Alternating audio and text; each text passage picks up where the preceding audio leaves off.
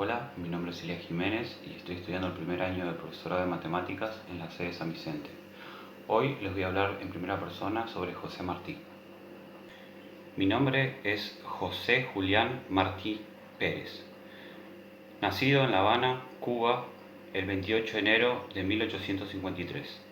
A los 16 años edito el primer número de mi periódico llamado La Patria Libre y me uno al proyecto independentista cubano para luchar contra el dominio español por la liberación de mi país. A raíz de esto, un año más tarde, soy apresado, metido en la cárcel y posteriormente deportado a España. Allí estudio y me recibo en las carreras de Filosofía y Letras y de Derecho.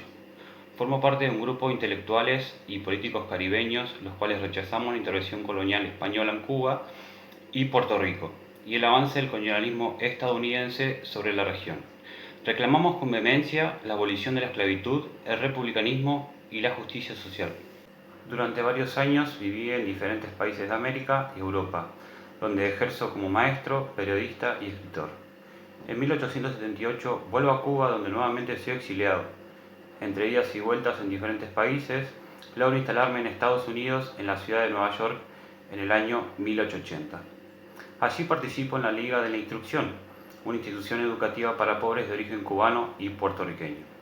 En 1891 escribo una recopilación de todas mis obras llamada Nuestra América. Es aquí donde sostengo mi ideal educativo e ideas, como así también propuestas de cambio para los latinoamericanos. El proceso de educación tiene relación entre teoría y práctica, es decir, la práctica puede llevar conocimientos y constituye fuente de imaginación, creación y formación de valores, los cuales se logran mediante una actividad educativa donde los maestros deben vincular los conocimientos teóricos a la vida práctica de sus alumnos, donde ellos puedan ver, tocar, utilizar y experimentar con los materiales que observan en su cotidianidad, y que las clases respondan a sus posibilidades y necesidades en correspondencia con lo autóctono de su país, de su región y de su historia. Se ha enseñado a los estudiantes los aspectos que aún ellos no saben para que les sea útil y los haga felices. Por eso la educación y el maestro juegan un rol muy importante, y es para preparar al hombre para la vida y ponerlo en consonancia con su pueblo y tiempo.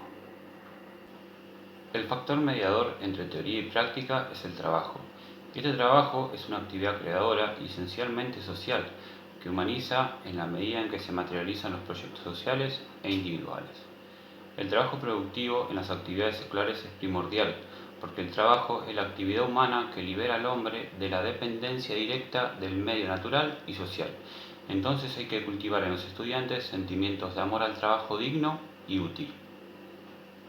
Hay que saber distinguir entre educación e instrucción, porque la instrucción es algo individual y tiene que ver con los conceptos, y la educación que es colectiva y tiene que ver con los valores.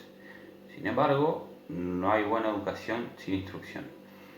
Por eso estoy en desacuerdo con las escuelas y maestros que educan la inteligencia carente de amor y espiritualidad humana, que solo forman hombres prácticos dedicados a la ciencia y el trabajo productivo, hombres como recipiente para conocimiento.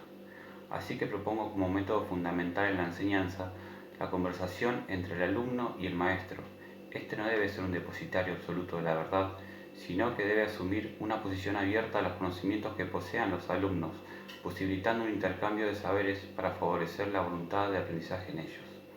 Desde temprana edad se ha de dar conocimientos útiles para el desarrollo del pensamiento creador, fomentando la responsabilidad de actuar para transformar el medio natural y social que lo rodea, como así también la formación de valores morales positivos y seres humanos con la capacidad de pensar con cabeza propia. Y esta educación debe ser una educación popular para el progreso de los pueblos.